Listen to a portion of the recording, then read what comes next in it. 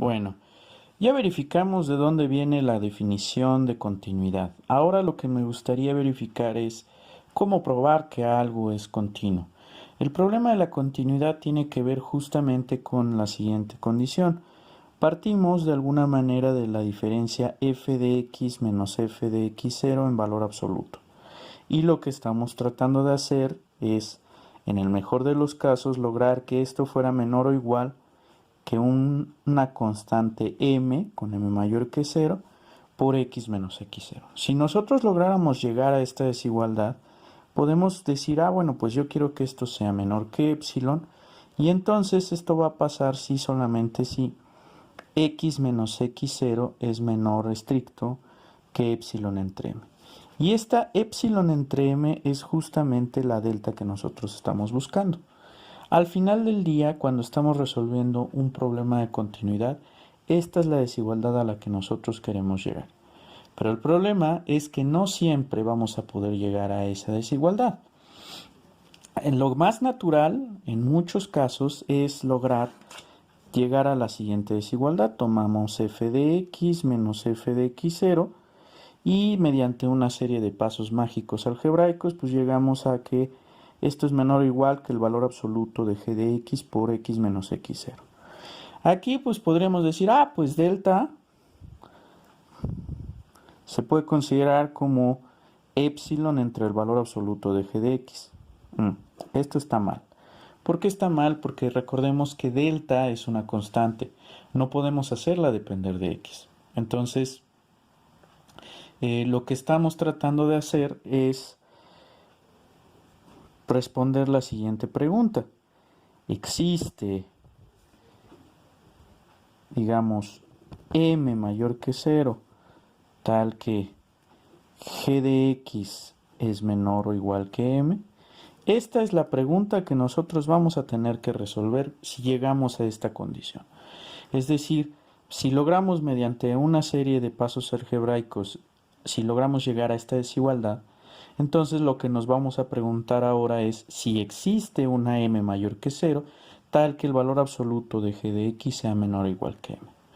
Entonces, pues lo que vamos a lograr es que si esta pregunta tiene respuesta afirmativa,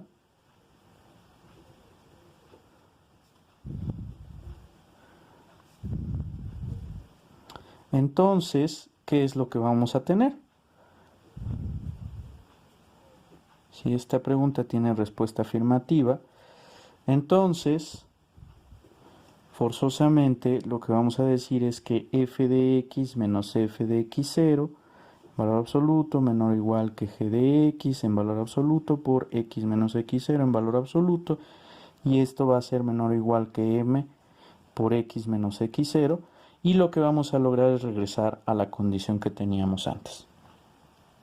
Desafortunadamente, también en general, es muy poco probable llegar a esta serie de desigualdades.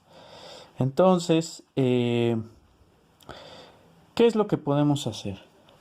En algunos casos puede procederse de la siguiente forma. Pensemos en lo siguiente, pues, bueno, pues, dado epsilon mayor que 0,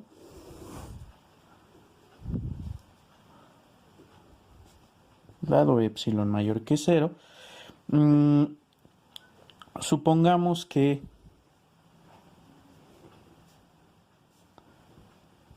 se cumple, digamos, f de x menos f de x0 en valor absoluto menor o igual que g de x en valor absoluto por el valor absoluto de x menos x0. Supongamos que eso se cumple y tomamos una epsilon mayor que 0. Entonces, nos estamos preguntando si existe una delta 0 mayor que 0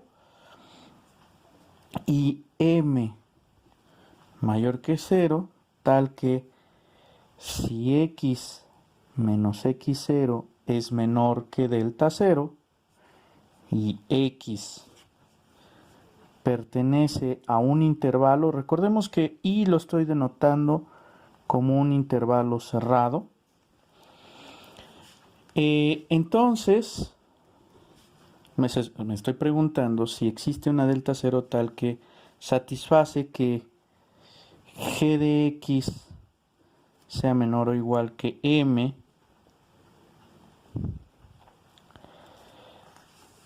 ¿sí? Entonces me estoy preguntando si existe una delta cero mayor que cero y m mayor que cero tal que si x menos x0 es menor que delta cero y x pertenece al intervalo AB, entonces el valor absoluto de g de x es menor o igual que m. Eso es lo que me estoy preguntando. Si esto fuera cierto,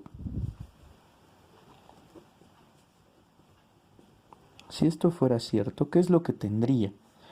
Entonces, forzosamente, el valor absoluto de f de x menos f de x0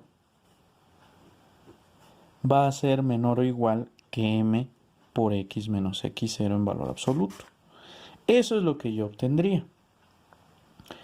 Entonces, siempre y cuando, obviamente, ojo, aquí es muy importante, siempre y cuando x menos x0 sea menor que delta 0 y x pertenezca al intervalo. Entonces, no siempre, el tema es que no siempre voy a poder obtener esta desigualdad. De alguna manera lo que yo quiero es obtener esa desigualdad. Posiblemente para todo el intervalo AB no se satisfaga esta desigualdad de aquí arriba. Pero puede ser que para una cierta vecindad en el interior de mi intervalo AB sí se satisfaga esa desigualdad. Entonces, vamos a pensar. Digamos que si escogemos